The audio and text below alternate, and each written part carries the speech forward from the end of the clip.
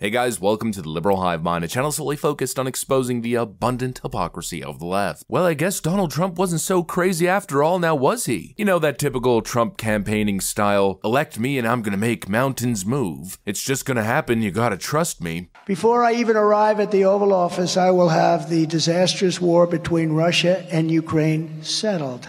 It will be settled quickly.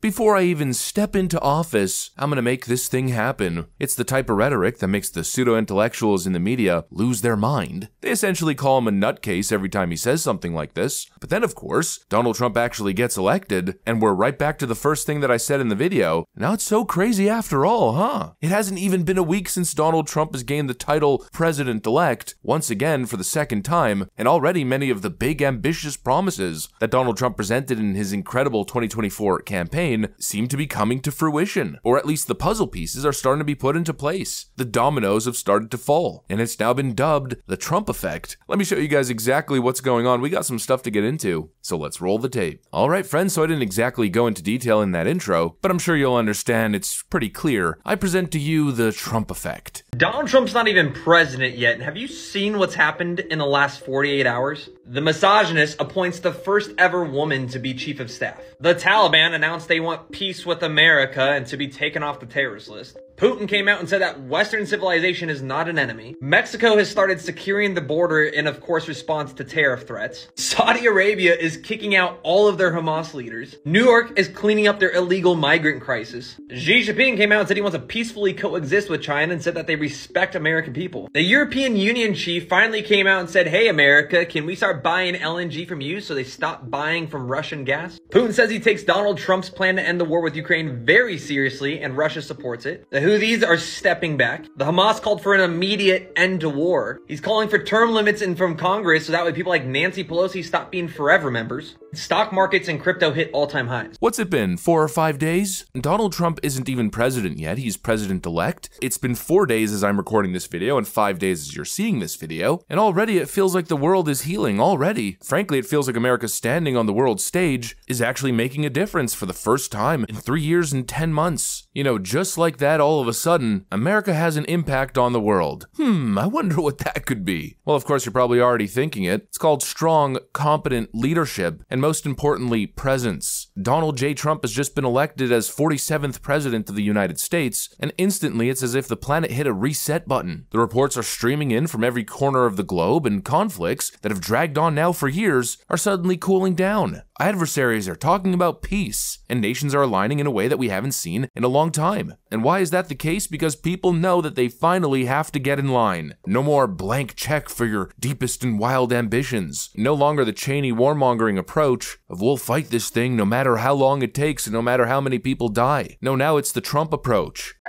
Can you say if you want Ukraine or Russia to win this war? I want everybody to stop dying. They're dying. Russians and Ukrainians. I want them to stop dying.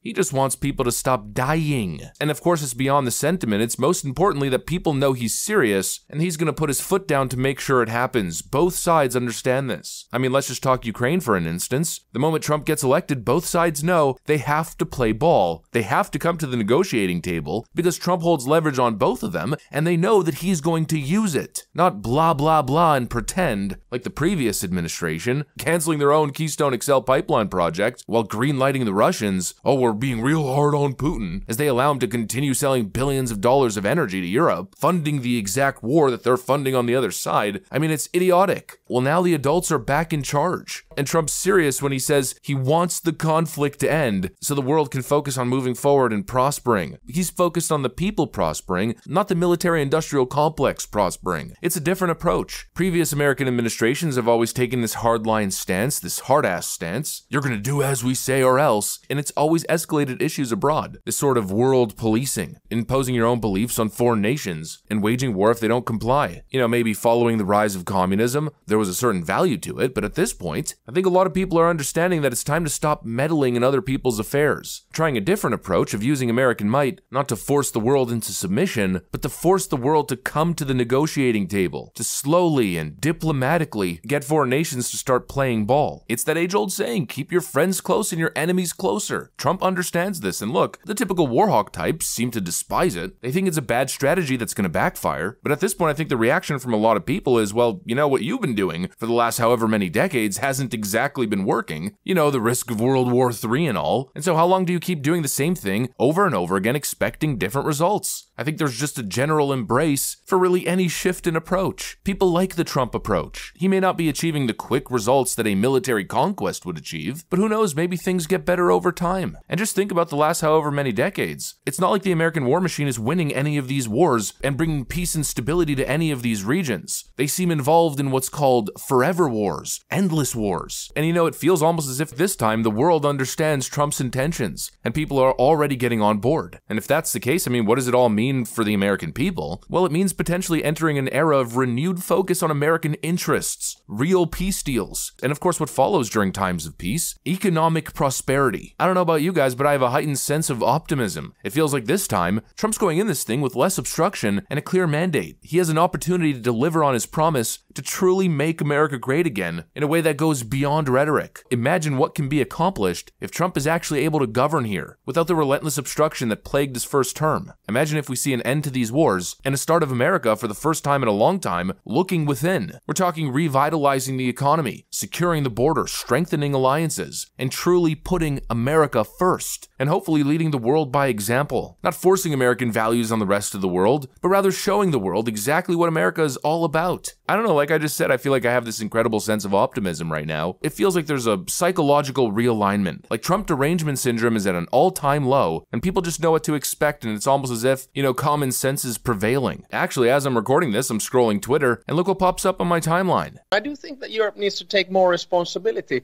but this is probably one of the incentives also to start ending the war or trying to find some kind of a peace settlement.